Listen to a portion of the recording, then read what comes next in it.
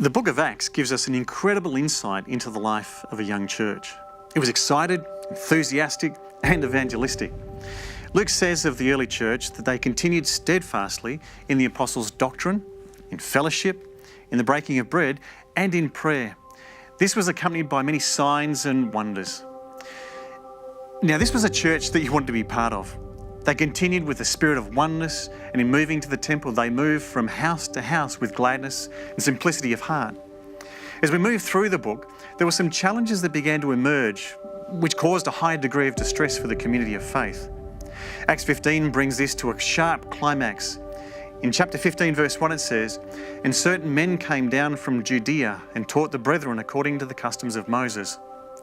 Were these men led by the Holy Spirit to uplift the church, or were they driven by a private agenda? It does appear there was an agenda, because in verse 5 it says, "Then some of the believers who belonged to the party of Pharisees stood up and said, 'The Gentiles must be circumcised and required to keep the law of Moses.'" Now, the problem clearly stated, in order to be saved, they said, you have to be circumcised. The question for us is, how did they resolve the problem? Does this story provide us with any guidance as to how we can resolve issues we face today? Acts 15 verse 6 says, "And the apostles and elders came together to consider this matter." What a beautiful picture of the church. Guided by the Holy Spirit, the church came together to deal with the issue. The controversy didn't divide the community, it brought them together to find a resolution that would enable the church to live out the commission of Jesus and to go to all the world with the good news of His love and hope. Was this an easy discussion? I'm sure it wasn't. Acts 15:7 says, "After much discussion," that was the New International Version. The English Standard Version says, "After there had been much debate." That's probably getting closer. And then the King James Version says, "And when there had been much disputing." The Greek word zaitis, meaning to investigate a specific practice or controversy or debate, gives us a glimpse of what took place in the early church. I love how Luke records this story. But there was one other thing that helped the community work through this controversy, which might surprise you. In verse 12, it says that they listened to stories of God's power. No doubt they listened to stories of healing, stories of escape, and these stories greatly encouraged their hearts. So let's just recap for a moment. There were three things that helped them work through this process.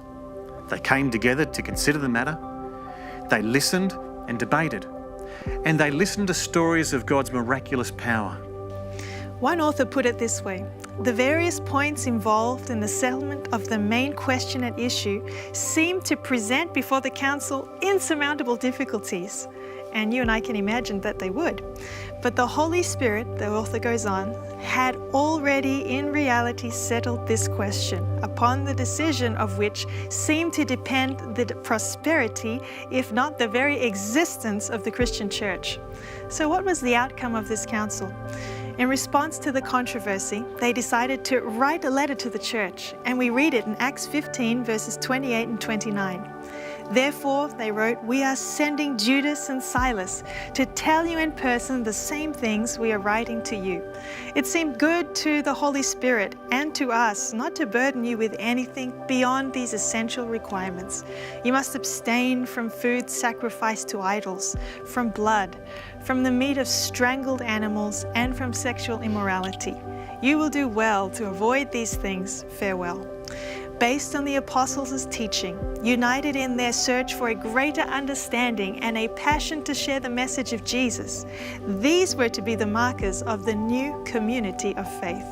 Acts of the Apostles says, "The broad and far-reaching decisions of the General Council brought confidence into the ranks of the Gentile believers, and the cause of God prospered." This was great news. The cause of God prospered. We see this playing out through the rest of the book of Acts, with many new believers themselves coming to know and experience the love of Jesus, and they too then became disciples. It's a hope as you study this book that you too will discover that same God that acted in the life of the early church.